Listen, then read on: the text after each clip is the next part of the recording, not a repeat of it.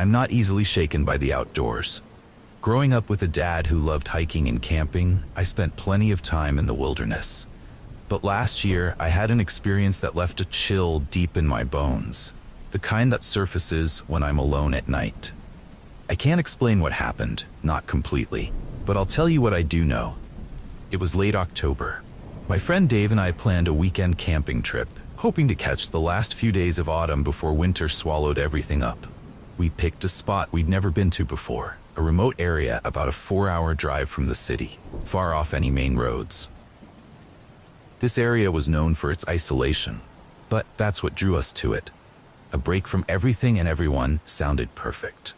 We left early Friday morning. The drive was long and uneventful, and by mid-afternoon, we reached the trailhead that would lead us to our campsite.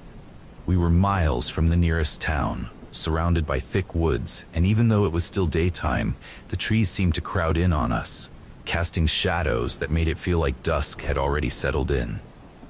But we were excited, full of energy, as we strapped on our packs and started our trek. After a couple of hours, we found the spot we'd marked on the map, a flat area by a small, murky pond. We pitched our tent, set up a fire pit, and unloaded our gear. By the time the fire was crackling and dinner was cooking, the sun had fully set and the stars were out in full force. It was peaceful, the kind of quiet that city life rarely affords. As we sat by the fire, I noticed something odd. Dave had gone to fetch more firewood, and I felt watched. The feeling was subtle, like an itch at the back of my mind, but it was there. I scanned the tree line, but everything was still. I tried to shake it off, telling myself I was just not used to being so isolated. When Dave came back, I didn't mention it. We ate, talked, and eventually crawled into the tent to sleep. But that sense of being watched lingered, hovering just at the edge of my thoughts as I drifted off. A few hours later, I woke up with a jolt. Something had snapped outside the tent. I held my breath, listening. The sound was faint but deliberate, like the crunch of dry leaves underfoot. I glanced at Dave, who was still asleep, his breathing steady. My pulse quickened. Maybe it was an animal, I reasoned, a deer or a raccoon sniffing around. I convinced myself to lie back down, trying to relax, but sleep wouldn't come.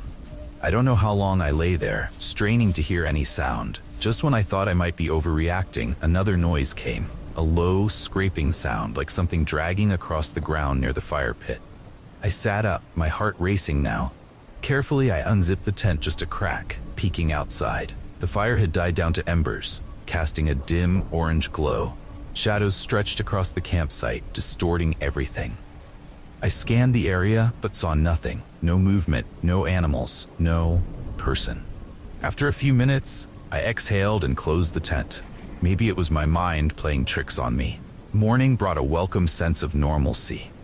The unease I'd felt during the night seemed silly in the daylight.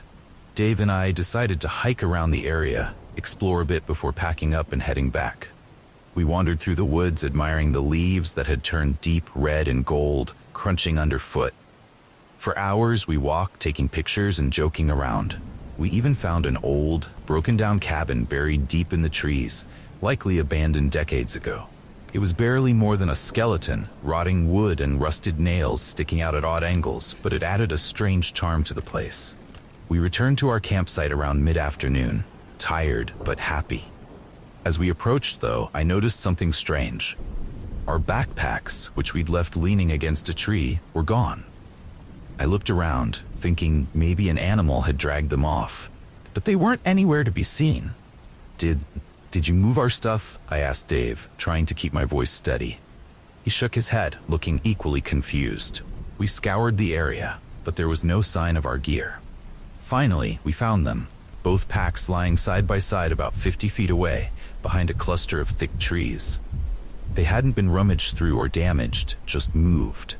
Dave laughed it off, saying maybe we'd both lost track of where we left them. But I could tell he was rattled too. We returned to the campsite in silence, and the unease from the previous night crept back over me. I tried to ignore it, focusing on packing up so we could leave as soon as possible. But as we were breaking down the tent, I noticed something else. Carved into the trunk of a tree just beside where we'd pitched our tent was a small, crude symbol, an X with a circle around it. The cut marks looked fresh, the wood underneath pale against the rough bark. I pointed it out to Dave, and his face went pale. That wasn't there yesterday," he muttered.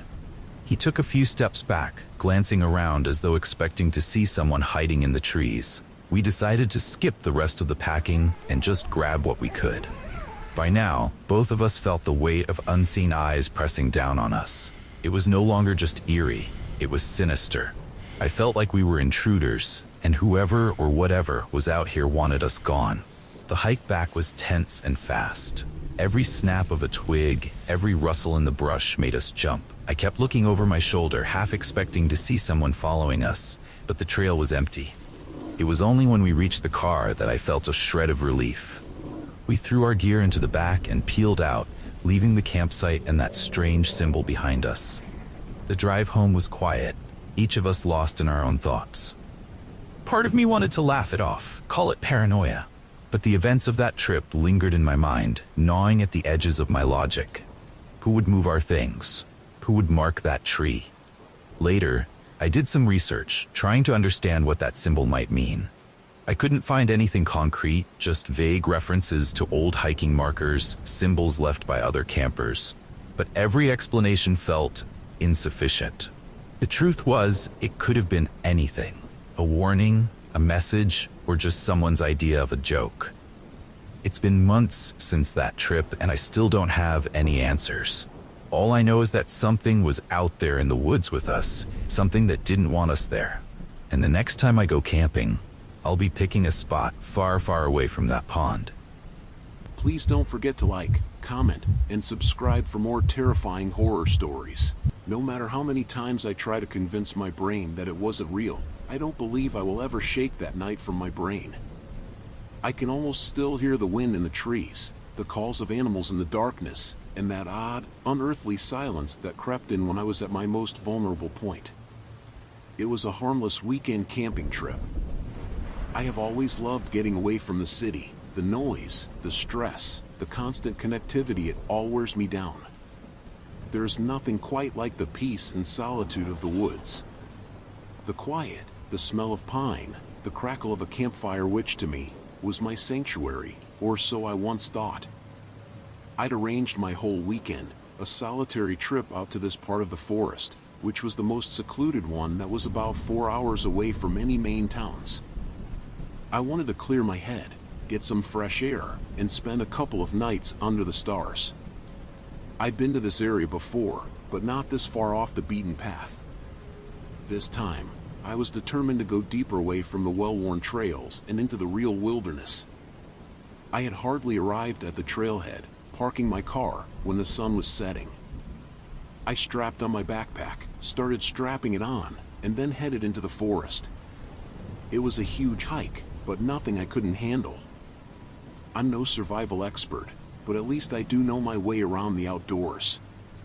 Besides, I had enough supplies to last me a couple of nights, plenty of food, water, a tent, and some basic survival gear. Nothing to worry about. The hike took a bit longer than I had anticipated. I had miscalculated the distance somewhat, and by the time I found a suitable spot to set up camp, it was pitch dark. I pitched my tent by the light of my headlamp, then built a small fire to cook my dinner. The forest was alive with nocturnal sounds, a comforting reminder that I wasn't truly alone out there. Yet, there was something about the dark which felt weighted. It pressed in upon me, heavy and thick, as if the trees were watching and waiting for something. I tried shaking the feeling, convincing myself it was only because of the unfamiliarity of the area. I had been out in the wilderness before, but this place was truly remote. It felt untouched, uninviting in a way that I couldn't quite explain. Still, I wasn't going to let my nerves get the best of me. After all, I'd come out here to relax. I ate, sat by the fire for a while, and then finally crawled into my tent to sleep. That's when I heard it for the first time, a faint rustling in the underbrush, just beyond the light of my campfire. I froze, and listened hard. It could have been anything, an animal, the wind, maybe my imagination. I told myself it was probably a deer or a raccoon, and after a few minutes of silence, I relaxed. I zipped up my tent, shut off my headlamp, and lay down on my sleeping bag, staring up at the fabric ceiling of the tent. That is when I heard the second noise, a low, almost imperceptible hum. It wasn't like any sound I had ever heard in the woods before. It wasn't an animal. It wasn't the wind. It was something else. I sat up, my heart racing. The fire outside had died down to embers, so that only the faintest light permeated the mesh of the tent, enough to cast the minimum silhouetted outline of the trees. I strained my ears, trying to catch the sound again. But everything had fallen silent. Unnaturally silent. I lay like that for hours. My every muscle was strung tight, prepared to run if something, anything, approached. But nothing did.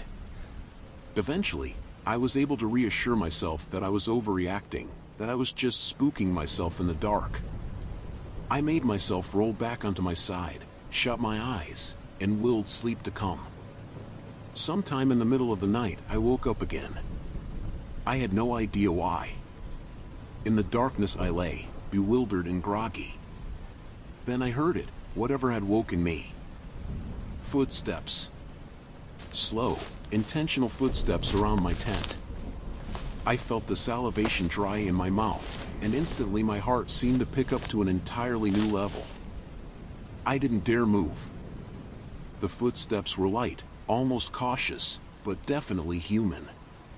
I could hear the faint crunch of leaves and twigs underfoot, circling around, getting closer, then moving away again, as if whoever or whatever it was toying with me. The canvas of the tent ruffled slightly, as though someone had trailed their fingers along it. I could make out the vague shape of a hand, leaning on the canvas just inches from my face. I heard my heart beating in my chest, and I felt a cool sweat break out all over my body. Whoever was out there wasn't just passing by. They knew I was inside. I didn't stir. No sound came out of my mouth. I just sat there, numb, waiting for, I'm not sure what. Minutes went by, but they seemed like hours. The hand disappeared, and the steps started again. This time, they retreated, growing more and more muffled until the only thing I heard was the echo of my own labored breaths. The rest of the night, I didn't sleep. My hand grasped the knife always kept in my backpack and clutched it tight, the knuckles white. The mind began to race. Could it be that somebody followed me out here? Perhaps it was a hunter, a hiker, or someone playing a prank on me. But nobody else knew that I was here. Since leaving the trailhead, I hadn't seen a soul. The footsteps ended. Nothing but silence then. For one long painful minute, I scarce breathed, heaving my ears for the remotest sound. Then suddenly from nowhere, something chafed along the side of the tent. I all but screamed. I sprang upright, clenching the knife in both hands, and held my breath. Something or someone was just outside. I huddled in the dark, clutching my knife, listening for any sign of movement. But the footsteps didn't return. The minute the first light of dawn broke through the trees, I packed up my camp as fast as I could. My hands were shaking, my nerves shot. I didn't even make a breakfast. I just wanted to get out of there. The hike back to my car seemed to take twice as long as the hike in. Every rustled leaf, every snapped twig in the underbrush set my heart running. I felt like I was being watched, that something was following me and lurking just out of sight. But I never saw anyone. When I finally reached my car, I practically dove inside and slammed the door shut behind me, locking it. I did not breathe easy until I was miles down the road, leaving that cursed place behind. And I haven't gone camping since. Each time I consider returning to the woods, I think of those footsteps, that hand pressing against my tent, and cannot help but feel that whoever or whatever it was, is still out there, waiting for me to come back.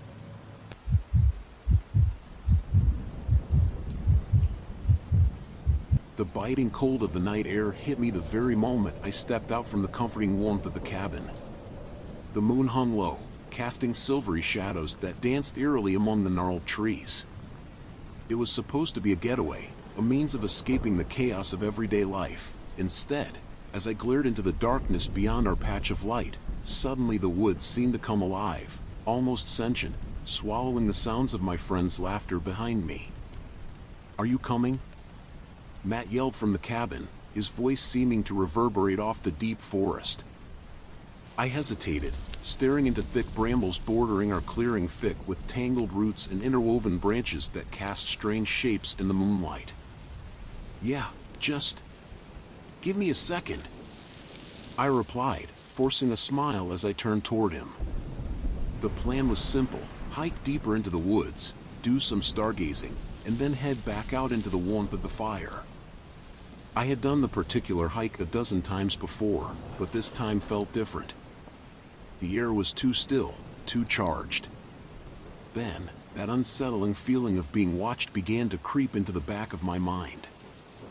I rummaged through my backpack for a flashlight, feeling the chill crawl up my spine as my fingers grazed the cool metal of a small camping knife.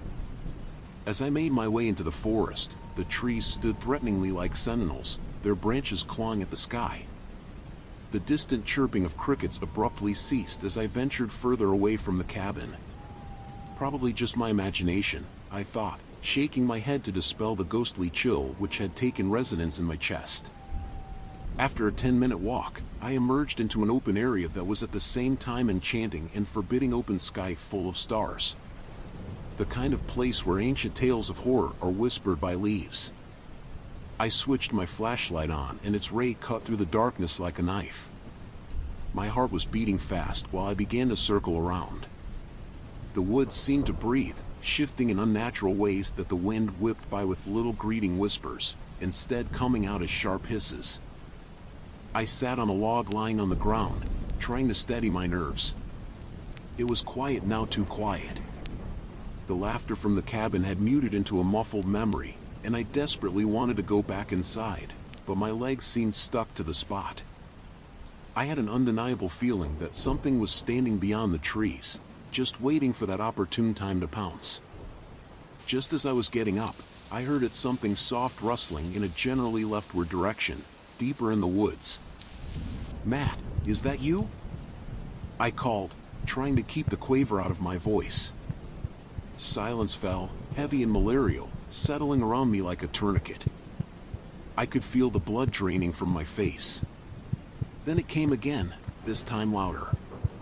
A slow, purposeful crushing of leaves. The shadows lengthened further as I turned my flashlight in that direction, and my heart violently thudded against my rib cage as the light fluttered erratically, casting wild shadows across the trees. I rummaged my surroundings. Just the wind, I muttered to myself, clenching the knife tightly in my sweat-soaked palms. But the sounds grew louder, clearer, like footsteps. I finally summoned the courage to rise to my feet. Something was after me, and I knew it, an instinctive terror tearing at my sanity. I cast the light to my left once more. The beam buckled, showing only swirling darkness defined by the trees. I was suddenly very conscious of how far into the woods I had gone. "Seriously, guys, this isn't funny," I yelled again, hoping for just about any sound in response. Slowly, I began to back up, my flashlight held firm. But nobody laughed, nobody answered. All I could hear was the ragged sound of my breathing and crunching that sounded like it moved with me. Just about the time I thought I was back in safely, a shape broke the tree line beside me. My heart arrested. An animal? A trick of the light? Then it was there, a giant form, considering and silent, watching me from the cover of darkness. I could hardly see its features, but its eyes. They glowed unnaturally, fixed on me as if weighing me. I stumbled back in alarm, falling to the ground. The flashlight flickered once more and then went out, plunging me into the dark. I scrambled, afraid even the slightest movement would reveal a hiding self. I took a deep, shaky breath, listening intently as the creature stepped closer, moving with deliberation, unnatural silence. Just when I thought I could hear my pulse pounding in my ears, the silence shattered with a blood-curdling scream. My friends had come looking for me. The terror that I felt turned to anger mixed with fear. I had put them in danger too. I sprang to my feet, not caring if the creature was close. I ran in the direction of their voices, shouting out my friends' names, and now the woods were some sort of maze filled with fear and panic. Finally, I found them, and then relief washed over me until I turned back for that last look. There was nothing but silent trees. No glowing eyes, no sound, just that residual dread something in that suffocating dark would always be watching. It wasn't until we were safely back in the cabin that I realized the silence in my heart hadn't lifted. Over the next several days, whispers went around amongst them as to what I had seen and heard. But I said nothing then and nothing afterwards either. I would not have dared utter the profundity of that terror from some creature lurking just beyond the shadows. Even now, in the safety of everyday existence, I shun the woods. The thought of entering that isolation, knowing something akin to that could still be out there, waiting, sensing for the moment the darkness would take me again, well, those are terrors I don't care to endure. And each time the trees sway, whispering sweet nothings in the cool night breeze, I can almost hear that slow, deliberate crunching in the distance, waiting patiently for my return.